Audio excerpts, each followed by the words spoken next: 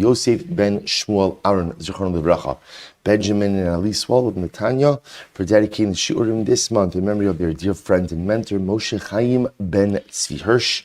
Our week of learning sponsors, Dr. Shmuel Robyn Korobkin, in commemoration of the first yahrzeit of Shmuel's father, Leonard Korobkin, Lipa, ben Yechezkel HaKohen, and the learning is dedicated this week as well in memory of Police Commando Noam Hashem Yikom Damo, who I sent out the information yesterday, really incredible, who never missed a day of Daf Yomi.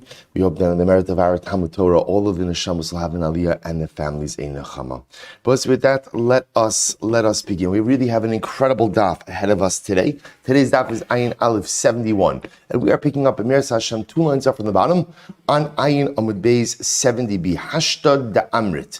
So remember again, just to provide a little bit of context and a quick review again. We started the new parak yesterday, Baruch Hashem, Mazel Tov on that. And in this parak, we were continuing on, it's interesting, by the way, just the progression of our topics, right? Remember again, we've been speaking about Truma already for a little while, but the truth is our discussion about Truma really began in the context of marriage, and then, right, what types of marriages allow or preclude Truma consumption, that then transitioned into a discussion about what type of relationships, even non-marital relationships, allow for the consumption of truma or preclude it. And now again, in this particular Mishnah, we're talking about from the Kohen perspective himself, what type of personal situation allows for a Kohen to continue to eat truma and what would preclude it. So we'll say, so remember again, so we were specifically focusing on the orel, right? We haven't even really gotten further in the Mishnah. So an individual Kohen who is uncircumcised may not go ahead and eat truma. We had a machlokes as to how we arrive at that conclusion. Where do we know that from? So we'll say we have Rabbi Lazar and Rabbi Akiva. Rabbi Lazar, again, just very quickly, Rabbi Lazar was saying, essentially it's a gzir shava of toshav v'sachir, toshav v'sachir. It says toshav v'sachir by Pesach, and again, we defined those terms. But just like there's a category of people who can't eat Karban Pesach, and toshav v'sachir included in that category. Now remember, we saw toshav v'sachir by Pesach ultimately again refers to non-Jews. So halacha, just like toshav v'sachir can't eat Karban Pesach, and also by Pesach an RL can't eat Pesach. So too it says toshav and sachir by Truma, and an RL also can't eat Truma. An RL also can't eat Truma. That was the position of Rabbi Lazar. Rabbi Akiva, whose position we'll get into a little bit more today as well, said it's a limud ish. Ish comes to include a group of people who cannot go ahead and partake of consecrated items, and included in that is the RL. Okay, so we'll say that's the background. That's the background. Remember, again, over the course of yesterday, we also did a number of other drashas, which we're going to pick up with today. Hashtag da Amrit, second to last line from the bottom. So hashtag da Amrit bo lidrasha hu da asa. So we'll say, now that we said that the word bo, found by Karban Pesach, v'chol evet ish miknas kesef, umalta also az yochal bo. Now that we said that bo is used for a drasha, kol ben nechar lo yochal bo lamali. Ultimately, we'll say, why do I need the phrase of kol ben nechar lo yochal bo? To which the Gemara says, this is very interesting. Lamali bo hamara, top of Ayin Aleph, bo hamaras das poselas. Ve'in hamaras das poselas b'maiser. We both said to teach us something really fascinating. That halacha l'maisa, hamaras das. What is hamaras das? Apikarsus. If somebody does not believe in HaKadosh Baruch Hu, believe in Torah, remembering, I say, the notion of hamaras das doesn't have to be that a person abandons all faith, but rather a person abandons certain basic tenets of faith. So if a person doesn't believe, a non-believer is not permitted to eat Karban Pesach. Is that fascinating? Not permitted to eat Karban Pesach. Hamaras das poselas, right? Hamaras das, or Rashi, Hamaras das poselas. Timhemer dato v'nisnach romasa l'shava shamayim. If a person has given up his faith, himer dato literally means exchanged his faith. He exchanged his faith in HaKadosh Baruch Hu for something else. V'nisnachru, reading Rashi, v'nisnachru masalav v'shava shamayim, and his actions have become alien to HaKadosh Baruch Hu, Amrachman lo yochabal. The Torah says that ultimately, again, such a person is not permitted to eat Karban Pesach. Interesting. But say, I'll also point out over here how I think it's fascinating that Rashi understands over here Hamaras Das as two things. There's ultimately, again, Himer Dato. There's like a cognitive piece over here, almost like a spiritual piece over here. I abandon beliefs, and a behavioral piece over here. V'nisnachru ma'asav la'aviv shabashamayim. And my actions themselves become alien. So we'll say, Hamaras Das precludes one from eating Pesach. And interesting enough, the in Hamaras Das poselas b'maiser. Fascinating. But if halacha l'maisa, and it was here say about Meiser Sheni or anything else, right? But Hamaras Das will not preclude a person ultimately from eating Meiser. Okay, so I'll point out, if we have time, I'll come back to this, because there's a fascinating Rambam, because the Rambam says, we'll say this notion that a person, Hamaras Das, can't go ahead and eat Karban Pesach. So interestingly enough, the Rambam understands this more as a prohibition to give such a person Karban Pesach. So I'll say, so for example, if I know that a member of my Chabura has become an apikores, right? Hamaras Das, I would not be permitted to give that person from my Karban Pesach. Because we'll say the notion that that person can eat Karban Pesach, well, if the Isser is on him, if he's an apikores, right, then what? The Isser is not going to matter all that much to him. The Isser is on other people to provide him with a piece of the Karban Pesach. Okay, so the Gemara says, Kol Ora Lo Yochabo Lamali. What do I need the phrase of Kol Ora Lo Yochabo? What does that come to teach me? So the Gemara says, Bo Eino Ochel Aval Ochel Hu B'matzu B'moror. Wow. Rabbi said to teach me what? That Halacha L'maisa, the apikores, right? The Hamaras Das individual, he can't eat Karban Pesach. What can he eat? Matzah and mar. What can he matzah and mar? Which I will say, by the way, I just want to tell you, is again, there's so much to talk about in these sugyas, which is fascinating. I will say, what is this Gemara an explicit raya for? What is it a raya for? There's a fundamental machlokes by Pesach. Are Pesach, matzah, and maror one mitzvah, or are they independent mitzvahs? And I will say, now what is this based on? When the Torah speaks about matzah and maror, what does the Torah say? Al matzos umirorim yochluhu. How do you Karban Pesach? With matzah and maror, which I both say gives rise to the Hillel sandwich, korech, right? Korech, you wrap it all together. Hillel's understanding was there's one mitzvah of Pesach, matzah, and maror, and that's why you wrap it together. They're not independent, they're to all be consumed together. It is interesting to see over here how, what does the Gemara say? The Gemara says that the individual who is suffering from Hamaras Das, now there's a condition of Hamaras Das, there's a condition of apikarsus. Some people suffer from it, Rahman al-Islam. So again, if this guy's suffering from Hamaras Das, he can't eat Karban Pesach. What can he eat? He can eat matzah and mar, which would seem to indicate that Allah Chalamaisa what was? They're separate mitzvahs. Okay, just an interesting aside. Vitzrich lemichtav aral, vitzrich lemichtav kol ben nechar. So Rabbi say the truth is, so therefore what we have over here, Rabbi says as follows. What we have over here is, by Karban Pesach, I so far have two exclusions. Well, more than two, but we're two that we're learning now. I have aral, someone who's uncircumcised can't eat Karban Pesach, that's one. And then kol ben nechar teaches me that anyone who is, we'll just call it an apikores, even though Rabbi I will point out that Hamaras Das and apikarsus, there can be differences between the two, but again, for our purposes this morning, we're just going to equate them, because I think apikarsus is a little bit more familiar for us in the vernacular. So halacha l'maisa, in the halacha l'maisa, kol ben nechar teaches me that an apikores can't eat Karban Pesach. So why do I need both? The Gemara says, v'yitzrich lemichtav arel, v'yitzrich lemichtav kol ben nechar. Why? Dikazav Rachmana Arel. Had the Torah just told me that an Arel can't eat Karban Pesach, Mishum Demois. I will say we've seen the second already, we've seen so yesterday's daf also. An Arel is considered to be Mos. There's something repulsive, there's something disgusting about the uncircumcised individual. I will say, now what does that mean? The Gemara is saying that the absence of a bris milah represents an absence of a level of physical refinement. So I understand if a person is, if there's a lack of physical refinement, then halacha l'maisa, they can't partake in a carbon, right? There's something physically unrefined about that individual. Aval ben nechar delo mois emolo. I will say about ben nechar, you see, interesting enough with the apikores, physically he's whole, right? Physically he's quote unquote refined. Physically he's fine. I might have thought that therefore halacha l'maisa he's not excluded. V'i kasev rachmana kol ben nechar mishum den libo l'shamayim. Or I both say had the Torah just excluded the apikores, kol ben nechar. Why?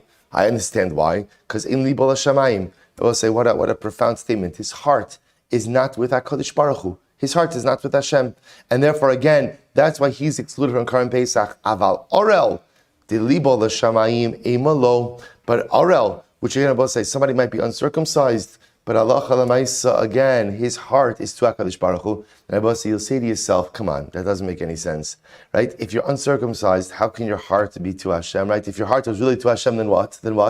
You'd have a bris milah.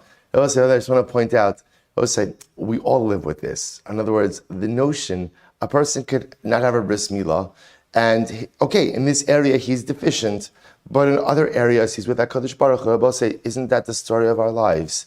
Right? I'm good in some areas, not so good in other areas. But again, just because I'm deficient in certain ways doesn't take away from the fact that the areas in which I am committed, that's a sincere commitment, right? Our Yiddishkeit, right, like any relationship, is not an all or nothing thing. I'm committed to HaKadosh Baruch Hu in the areas that I'm committed, and I struggle in the areas that I struggle with. And that's okay. My goal is to become more proficient, to become better in more and more areas each and every day. That's my goal. But Lamaisa, the fact that I'm incomplete, the fact that I'm imperfect, the fact that I struggle in some ways does not take away from the fact that I'm doing really well in other areas. It's not an all or nothing thing. So the Gemara says, I would understand if you would exclude the apikores. He doesn't believe in God. He doesn't believe in God, or at least he thinks he doesn't believe in God, right? His heart is not to HaKadosh Baruch Hu.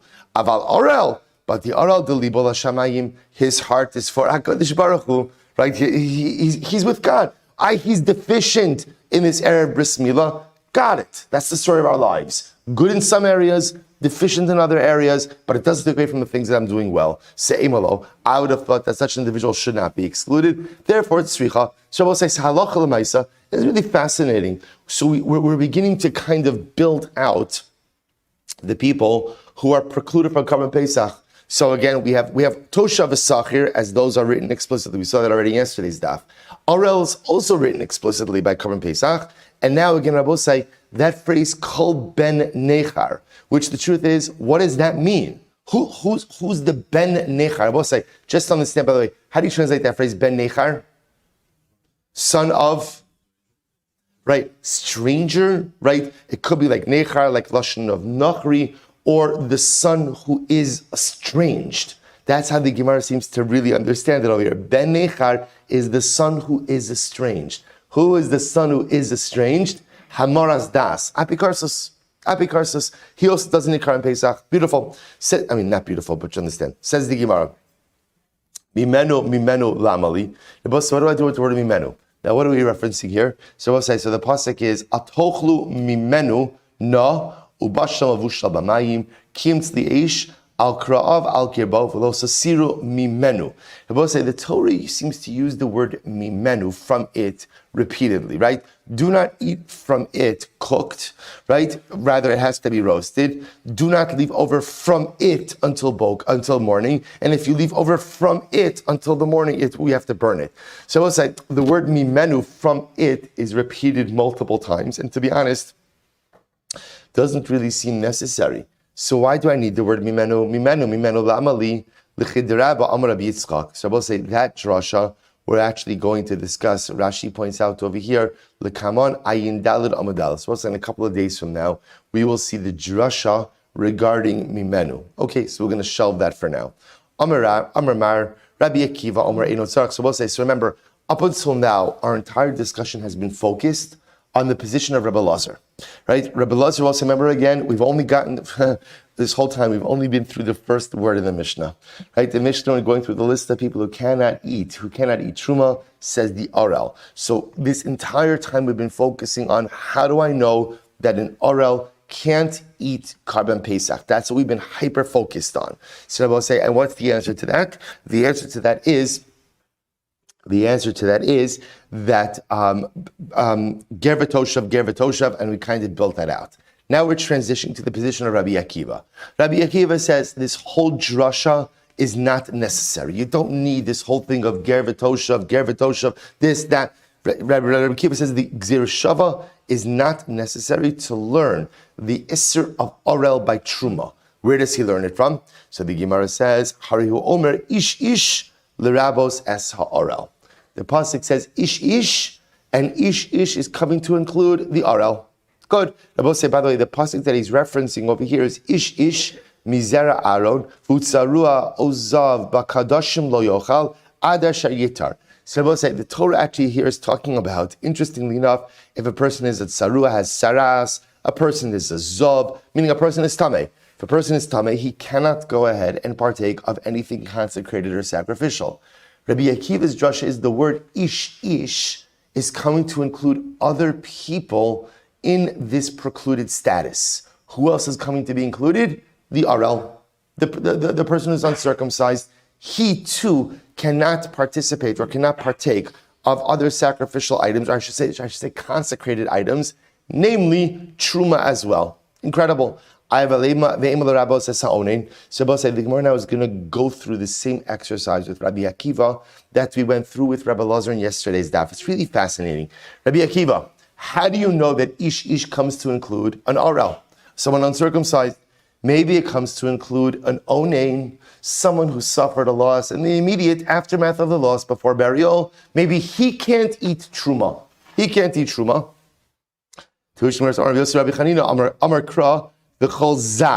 No, because you both say when it comes ultimately again to the inability to eat items that are kodesh, the Torah frames that prohibition in someone who is a zar. Someone who's a zar. So the Gemara says, Zoros amarti lecha v'lo aninos. We only preclude someone who falls under the category of zaros, but not aninos. Says the Gemara, I don't understand. Ima v'lo arelos. So why don't you just say the same thing? That zar, only a zar is not permitted to eat truma, or a kadshim, I should say, but someone who isn't arel is permitted to eat it. Haksiv ish ish. The Gemara says, no, for arelos, we have the drush of ish ish. The Gemara says, you're not answering my question. Uma rois. I will say, the word ish ish is totally nondescript. I got it. Rabbi Akiva is saying the word ish ish comes to include more people in the prohibition to go ahead and eat consecrated items. Rabbi Akiva is using that to teach me that an Arel can't eat truma. The Gemara says, okay, maybe it comes to also exclude an onain. No, not aninos, because zaros, not aninos. Okay, why don't you say zaros and not arelos? Oh, because ish teaches you. Again, it's circular logic. So in other words, ish I will say is nondescript. How do you know that ish teaches you or teaches you an arel any more than an onain? To which the Gemara says, how do you know that ish comes to include an arel in the prohibition and not an onain? Mistabra arelos havilei lerabuye. It makes more sense that an arel would be included in the prohibition. Why? Shekein ma'asim krusim b'davar ha'avid. We'll say this refers. This is the way to remember all of the items that we mentioned in yesterday's daf that show you how an arel is more chamer than anything else. Namely, muchosr ma'isa. Number one, again, an arel is missing an action. In other words, he's missing an action of bris milah. U'maiseh b'gufo, the action is something that impacts his body. Va'anosh kares, it carries with the penalty of kares. V'yeshno lefnei adibor, and the mitzvah of milah was given even before Matan Torah. U'milas zecharav va'avodav ma'akeves.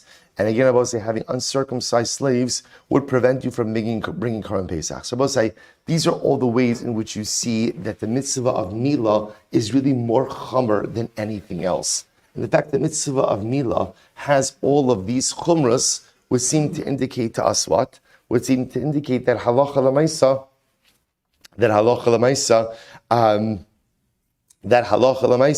it should be included in ish. Adrabah. The Gemara will say, so again, just listen to what's happening over here. Rabbi Akiva, very simple. Rabbi Akiva makes a drasha, ish. Ish comes to include additional people in the prohibition to consume truma. Rabbi Akiva says, who's included in ish? Who's included? An arel. All the Gemara is saying is, how do you know to include an arel and not to include an onain? To which the Gemara answers, because orel is more chamer. How is orel more chamer? All of the reasons we just mentioned. To which the Gemara says, I can argue just the opposite. Adrabah, aninos havi leil rabuye. No, I could tell you that I think you should include an onain more than an orel. Why? Why? Listen to this, Rabbi say why. Shekein yeshna b'chol shah. Number one, Rabbi say, aninos applies all the time. What does it mean? Rabbi say, the next sugya we're going to get to, which is really so fascinating. Rabbi say, let me ask this question. Is a child under the age of 8 days considered to be an orel or not? Now, Rabbi say, now, in other words, there's no mitzvah of bris milah until day 8. So is a child before the 8th day an orel? So this is going to be a discussion, but we're going to see an opinion that says, no. The status of arelos only applies to someone who has a mitzvah of milah, which means I will say that there is a time in which there may not be a din of orel. Onain is a status that applies all the time. Furthermore, it applies to men and women, right? As opposed to obviously orel only applies to men. Ve'ein biyado l'takin atzmo. I will say this is so profound. Aninos, I will say, what can you do to remedy your aninos status? What can you do? Nothing. As opposed to arelos, what can you do? What can you do? Right? Give yourself bris milah. In other words, you could organize, which I will say so profound, so profound. The Gemara says, isn't there a fundamental distinction between a situation which you could remedy yourself versus a situation that you can't remedy yourself? To which the Gemara says, so therefore I will say, the Gemara says, so therefore I can just as easily make the argument that ish should come to include orel, because orel has its own set of chumras, to which the Gemara says, hanach nefishin. It's true, but there are more chumras associated with orel. An interesting argument, right? Even more chumras associated with orel. To which the Gemara says, Rava Amar, below hanach nefishin, nami lo matzes amrit. The truth is, even if orel didn't have more chumras, you still couldn't include onain over orel. Right now, why not? Amar kra ish, because the Gemara says ish. Eiz, or will say ish means a man, and it says it twice. What is something that applies to a man and doesn't apply to a woman? Have omer zeh arelos, being an orel. So therefore I will say, not halacha l'maisa, but I will say this is now the second part of this argument. Now we have both sides. This is the drasha of Rabbi Akiva. Rabbi Akiva says, how do we know that halacha l'maisa and orel can't eat truma? From the ribui of ish. Ish comes to include Rabbi. So again, just understand context. The pasuk of ish is not talking about truma per se. It's talking about ish, any man, any kohen who is tameh, because of tsaras, because of zav, can't eat anything consecrated. Rabbi Akiva says true, but the word ish comes to include additional people. Who are the additional people additional person being included? Orel. Orel can't eat truma because truma is a consecrated item. Again, we tried to include onain, we rejected that. Good. For Rabbi Akiva, so I'll say, so now here's what's interesting. So now we're going to go back and kind of do the same thing to Rabbi Akiva that we did to Rabbi Lazar in yesterday's daf. So I'll say, I just want to point out, Rabbi Akiva and Rabbi Lazar are not disagreeing on the bottom line halacha. What's the bottom line halacha? An orel can't eat truma. What do they disagree about? The mechanism through which you arrive at that conclusion. Rabbi Akiva is learning it out from ish. Ultimately, Rabbi Lazar is learning it out from ger v'soshav, the gzera shava. And I will say, so what's interesting about this is the mechanism which you use has other ramifications because the limud is different, as we're going to see. Rabbi Akiva, Hy'd toshav v'zakir my avidlei. So it's very exciting. So what does Rabbi Akiva do with ger v'toshav? Right? Remember again. Sorry, not ger v'toshav. Toshav v'zakir. Remember again. This is about Karban Pesach. See, Rabbi Lazar used toshav v'zakir for what? To establish the gzera shava, the halachic bridge between Pesach and Truma. Rabbi Akiva doesn't need any of that. So what does Rabbi Akiva do with the phrase, or how does he understand the phrase, Soshav B'Sachir? Here we go. So my Amar Shmaya, La'asuye is fantastic. La'asuye, Aravi Mahul, V'Givoni Mahul. Now both say comes to include, if you have a circumcised Arab or a circumcised Givoni, these individuals are not permitted to eat Karban Pesach. I will say that halacha l'maisa, even if you have a non-Jew who is circumcised, they're still not allowed to eat Karban Pesach. Because remember again, by Toshav and Sachar, the Torah says, Toshav v'Sachir lo yochal bo. Right? So Toshav and Sachar can't eat Karban Pesach. So and we don't know who are the Toshav and the Sachir. Who are they? Who are they? So again, Rabbi Akiva will say they are circumcised Gentiles. Rashi says over, look at Rashi, Lasui Aravi v'Givoni Mahol Shalo Yochal b'Pesach. See, even though Rabbi said, listen to this. Now, what is Rabbi Akiva saying? It's fascinating. Even though these individuals both are not what? What are they not? They're not an Orel. They're not an Orel. Nevertheless, they can't eat Karban Pesach. To which the Gemara says, V'hani molininu. Is that true? That do we look at these individuals as circumcised? In other words, do we look at them ultimately again as being mulin, as being circumcised? Both say, listen to this. It's just so fascinating. Tanan, we learned, Konem sha'ani nene le'arelim. So both say, let's say like this. I make a neder that I'm not going to get benefits from anyone who's uncircumcised. Okay? Right? I'm not going to get benefits from anyone who's an Orel. So what's talacha? Mutar be'er ele Yisrael v'asr b'mole ovdei kol chavim. You can get benefit from uncircumcised Jews, and you can't get benefit from circumcised Gentiles. I will say, what do you see from here? What do you see from here? You see from here that halacha l'maisa, the status of Orel versus Mohol is actually not a physiological thing, but rather, again, is a theological thing. That a Jew is considered to be mal, right? And a guy is considered to be an Orel. So now both say, the truth is, remember, I want to point out something very interesting over here. The most important thing in the world of Nadarim, Rabbi say, is what? Right? The klal by Nadarim is, B'Nidarim, halach achar lashon b'nei adam. Rabbi say, when it comes to Nidarim, the way we define a neder is by the way people colloquially speak. So often, again, a guy will be referred to as an Orel. We find that in the Torah. God will be referred to as non-Jew will be referred to as an Orel, right? So therefore, again, interestingly enough, it's not as much a physiological state as it is a theological state. So I will say that, but the point the Gemara is making over here is we already see that a Nochri who is circumcised is still considered to be quote unquote an Orel. The Gemara says, Konim shani nena lemulin. Let's listen to this. If I make a neder, I'm not going to get hana from anyone who has a bris milah. So mutar b'moli ovdei kochavim va'aseh ba'arel Yisrael. You're permitted to get benefit from a guy who has a bris milah, but also to get benefit ultimately from uncircumcised Jews. So we'll say, you see over here, uncircumcised Jew is still called namol, it's still called circumcised, because again, it refers more to categories of people than it does ultimately, again, to actual circumcision versus non-circumcision. So therefore, I will say, it can't be, so we'll say, we wanted to say Rabbi Akiva is using Sosha v'Sachir to teach you that even a guy who has a bris milah can't eat Karban Pesach. Of course a guy who has a bris milah can't eat Karban Pesach. In other words, what's the shaila? Karban Pesach is only consumable by Jews. Of course an Achri can't do it. Whether he has a bris milah, it doesn't make any sense. Tushimar says, you're right. Ela asuye ger shemal v'lo taval. Wow. V'katan shenolad kishumo. Rabbi say, here we go. Rather, according to Rabbi Akiva, what does Toshav v'Sachar come to include? Remember again, when we say come to include, Toshav v'Sachar is coming to include additional people who cannot eat Karban Pesach. So who else can't eat Karban Pesach? I will say a ger who had bris but didn't go to the mikvah.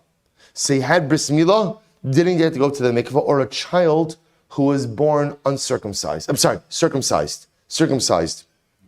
The Kasavar, Rabbi Akiva holds. So first of all, Rabbi Akiva holds that halacha l'maisa gerus is only complete after what? Milah and tvila. So if you just have milah by itself without tvila, ultimately again the conversion is not complete. Similarly, Rabbi Akiva holds the Kasavar tzarich lahatif mimeno dambris. Right? Rabbi Akiva holds that halacha l'maisa will say if a child who is born circumcised, there still must be what's called hatavas damris. You have to draw blood from the makom milah. So therefore, I will say, according to Rabbi Akiva, Toshav v'Sachar comes to tell you that if you have a convert, or a person in the process of conversion, and he had Mila, but he didn't have Tvila, he's not Jewish, can't eat Karban Pesach. Or if you have a Katan who was born with a bris, well, was born circumcised, not really born, we don't call it born with a bris, born circumcised. Again, if you do not do Atafas Dam Bris, he cannot eat from Karban Pesach. To which the Gemara says Rabbi Elazar, supposed to be Rabbi Akiva. That's Rabbi Akiva holds that Allah Alamaisa has learned that from Toshav Asakir. I, Rabbi Elazar, what do you do? Rabbi Eliezer Latame, Da'amar, Ger Shema V'lo Taval, Ger Ma'al Yehu. Wow. Rabbi Elazar says, so what does Rabbi Eliezer do? So Rabbi Eliezer says, no, a Ger who had Mila without Tefillah is a bona fide Ger. Which Rabbi Elazar says is pretty amazing. According to Rabbi Eliezer, he holds that actually Tefillah is not necessary for Gerus. All that's required for Gerus is Mila and Kabbalas HaMitzvos, right? Acceptance of mitzvahs, but you don't need Tvila. Furthermore, ultimately, the Kasavar Katan Kishnol Ma'u Ein Tzarich Latif Meno Dambris. He also holds that halacha l'maisa, if a child is born circumcised, you don't need Dambris. You don't need Dambris. So therefore, I will say, interestingly enough, according to Rabbi Eliezer, he doesn't need Toshav Asar. Rabbi Eliezer, So again, this is very exciting. So people say, if we round out Rabbi Akiva's Shita, here's really what we have. According to Rabbi Akiva, he'll learn out the prohibition for an Arel to go ahead and eat Truma from where?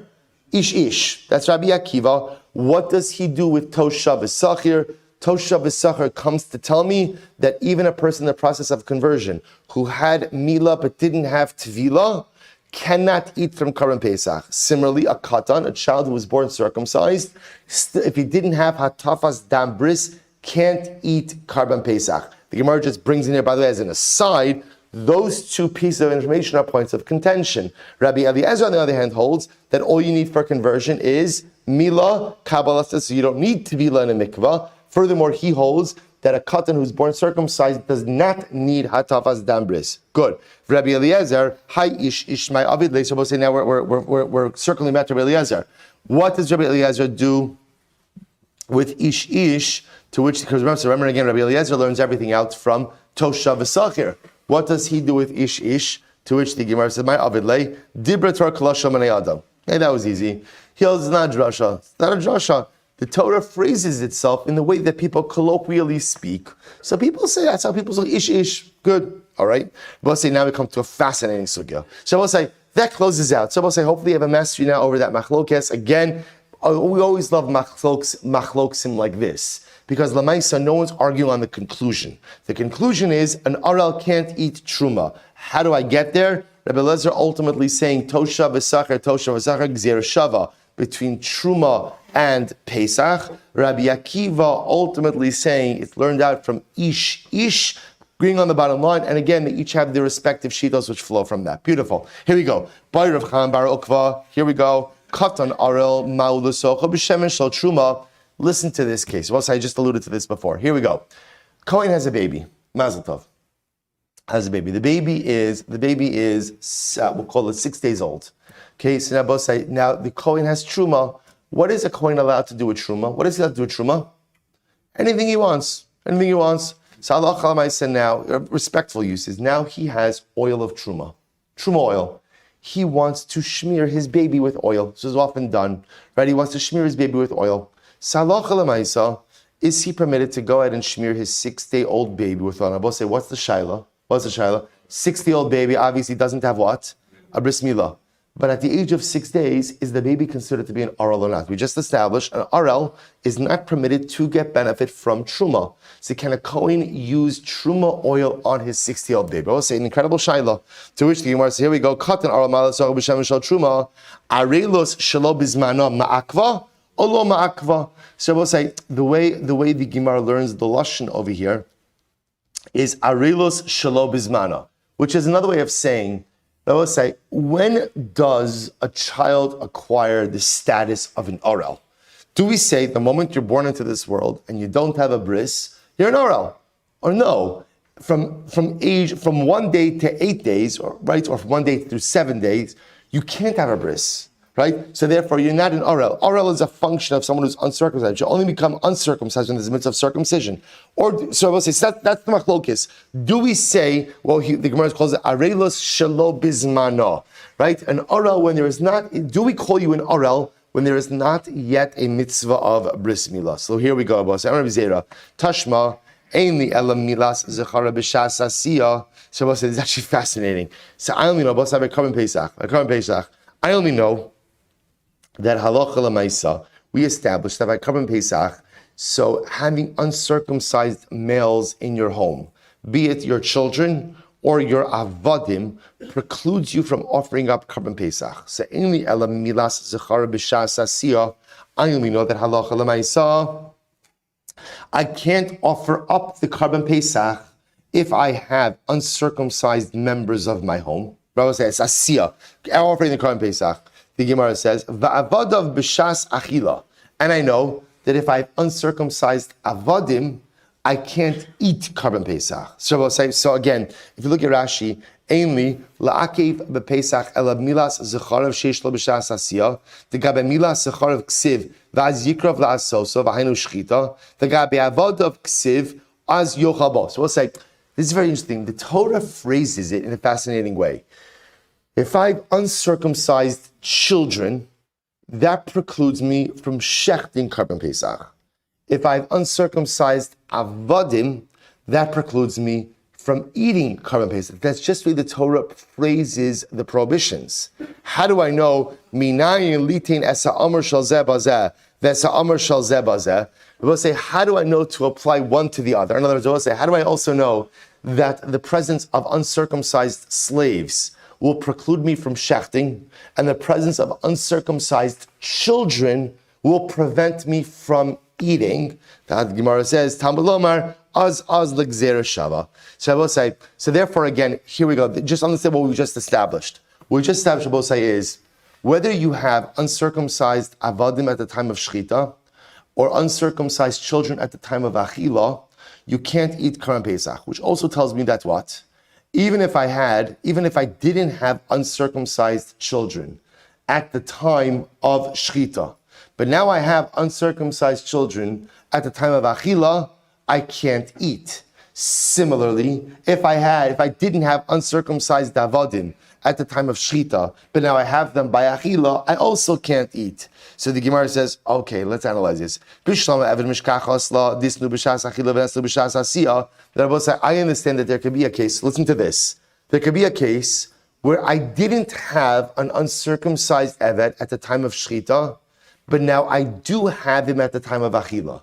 How could that happen? You just bought him. Right? The Gemara says, "This Zabninu Beni." We'll say first white line on the bottom. We'll say it's very simple. I bought him in between the time of shchita and the time of achila. So I didn't have an uncircumcised evet at the time of shchita, but now I do have an uncircumcised evet at the time of achila. And so the Torah Kedosha tells you, by the way, even though you shechted your Pesach totally beheter, if you have an uncircumcised evet in your house, you cannot eat your Korban Pesach. Ela Zecharov. The isnu b'shas achila v'lesnu b'shas asiyah heichi mishkachasla. They will say, how do you ever have a child who is not an arel at the time of shchita, but is an arel at the time of achila?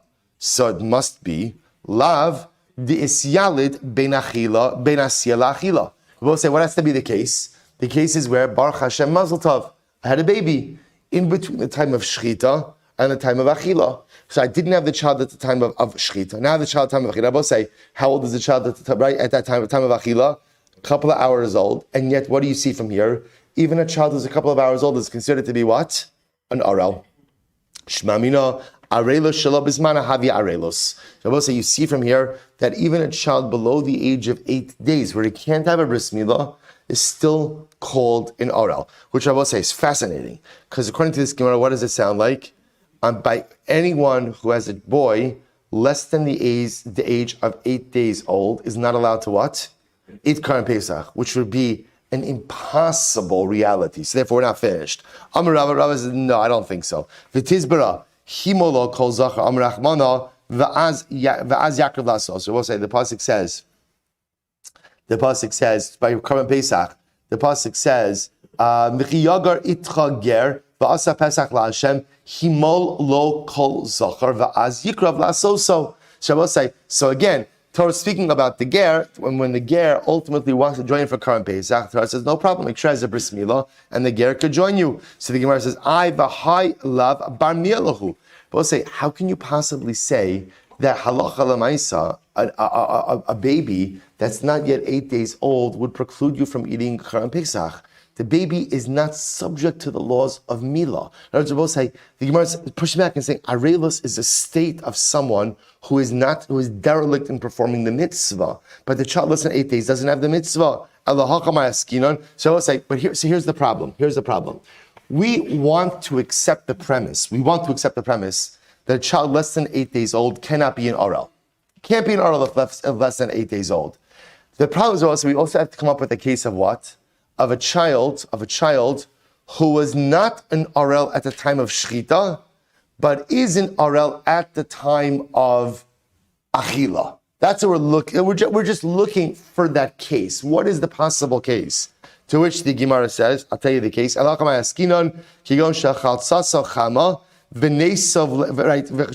say, what's the case? The case where the baby had a fever. Look at Rashi.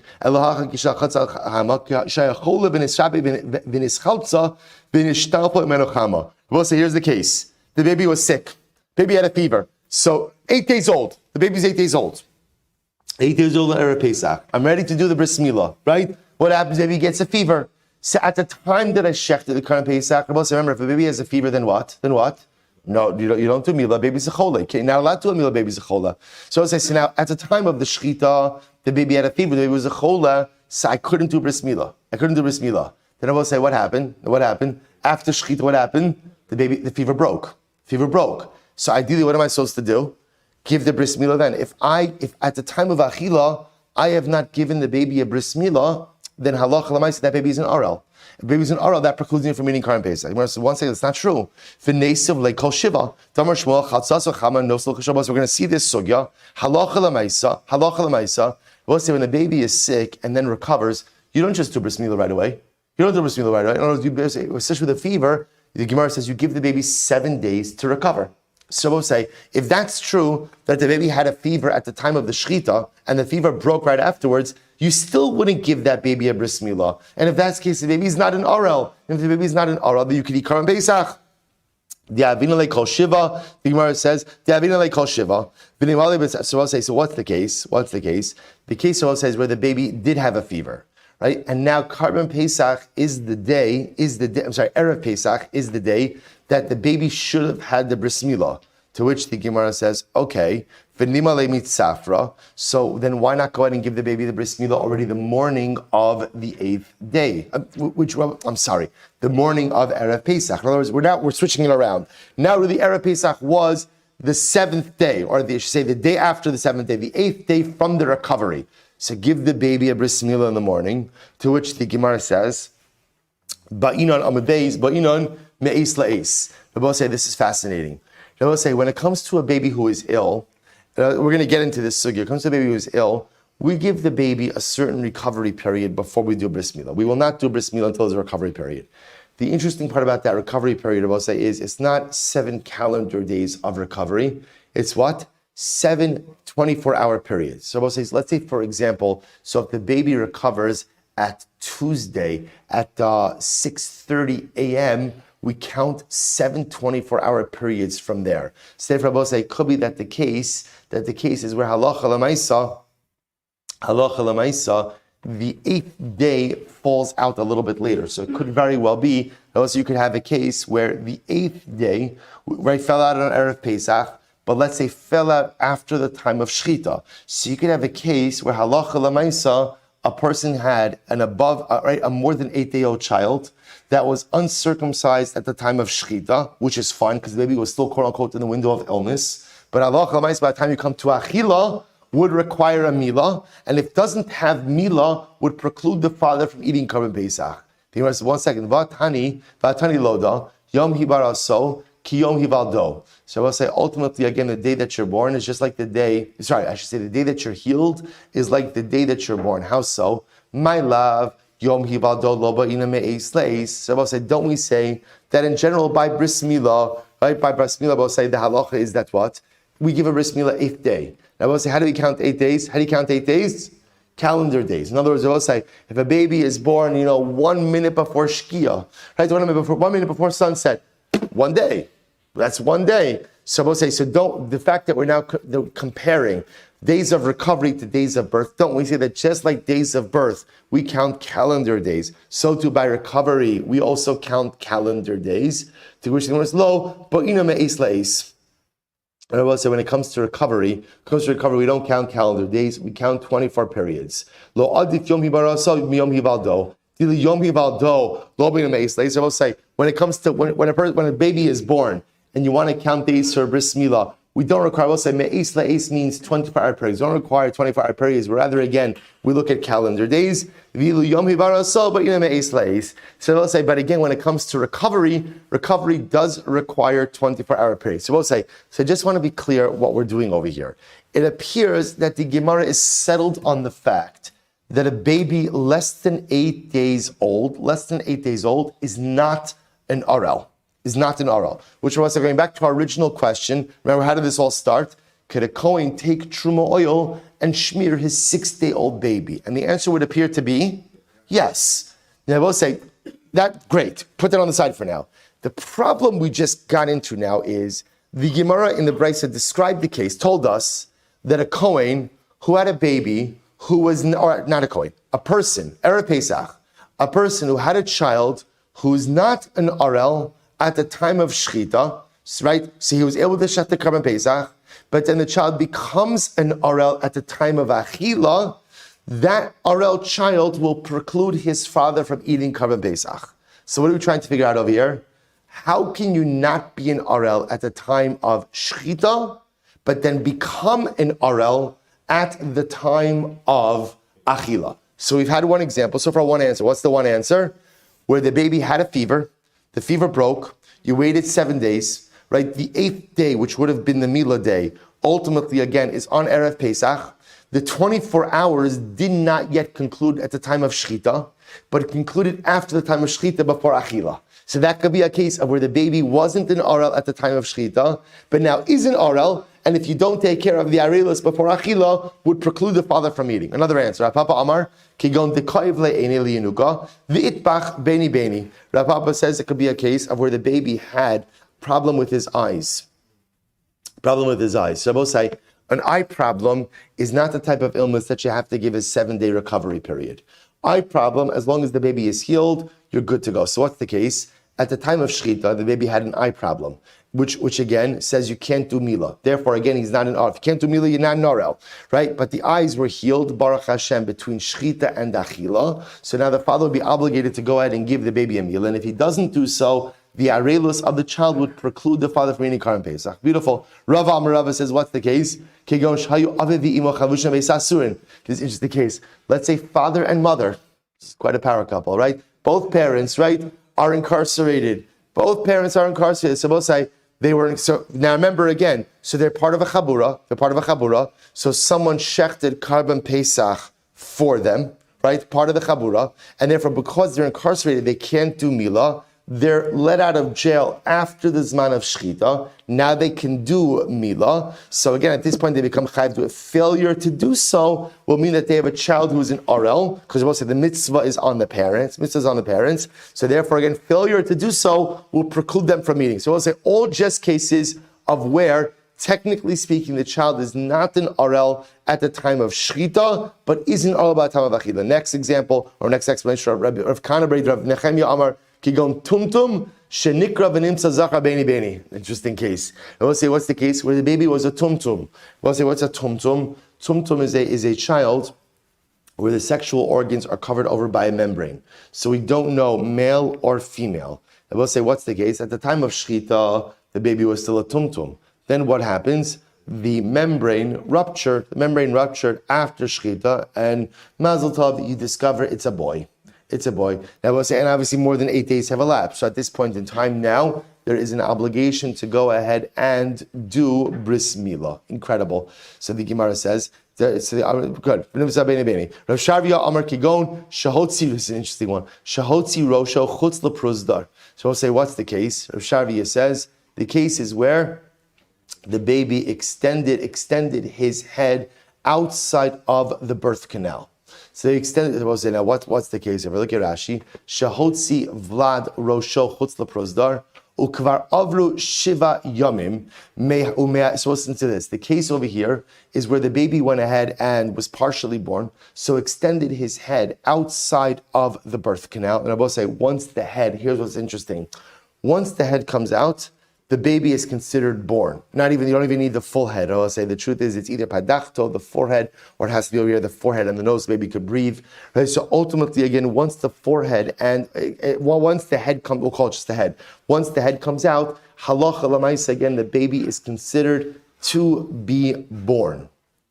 So the Gemara says, look at Rashi. Shotzi Vlad Rosho Chutz LeProsdar Ukvar Avru Shiva Yomim. 7 days. Rabbi said the baby is in that state for 7 days. For 7 days. Umeahi shaita havele Vlad the Karmel Meseches Nida Yatsa Rosh Sharei Kilod Vahashta Ben Asiya Lachil Yatsa Guf Tavele Zmamila. Both say, okay, so listen to this case. Here's the case. The case is where the head came out. Baby's been like that for 7 days. So now both say comes out of Pesach. It's day 8. The baby is chayv in mila. Can't do a mila obviously because the head is the body is inside of the mother. When is the baby fully birthed? After shchita, on basis. I want to say here's a case of where halacha l'maisa again, mila could not be done. Mila could not be done. Ultimately, again, during the zman of shchita, can be done now post shchita, and that mila ultimately again would be ma'akev. To which the Gemara says, just as an aside, umi chaye, could a child live like that? Right? Could a child survive for 7 days in that state? Vatanya, we learned. We'll say once a child is born, you know what happens? That which is closed, I should say that which is open becomes closed, and that which is closed becomes open. In other words, I will say that Allah said once a child is born, again there's a physiological shift. Second, a baby even survived like that.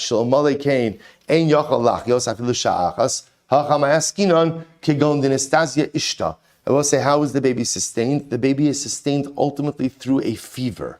I will say, this is an incredible idea. Now, here's the problem. You're not feeding this baby. How is the baby sustained? Through a fever. I will say, because it's very interesting that in the eyes of Chazal, a fever sustains an individual. It sustains an individual by ultimately, again, raising body temperature, obviously, and also diminishing appetite. So because of that, the child is able to be sustained through fever. So Gemara says, Ishta deman, whose fever? Whose fever? If it's the baby's fever, shiva boy. I will say, we just said before, if baby has a fever, then what do you do?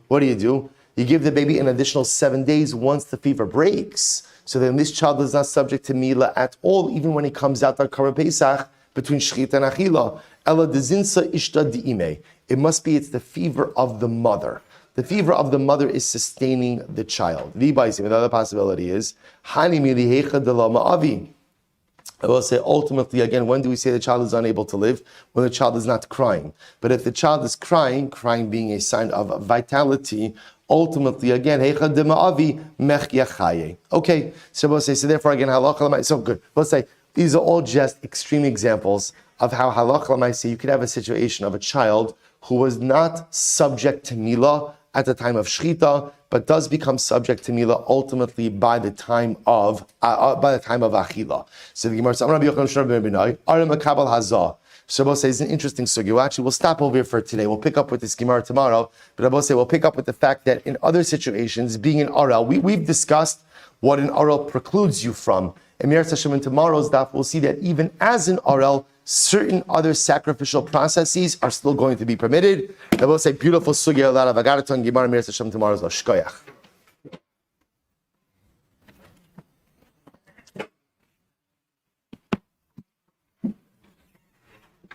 All right, have a great day, everyone.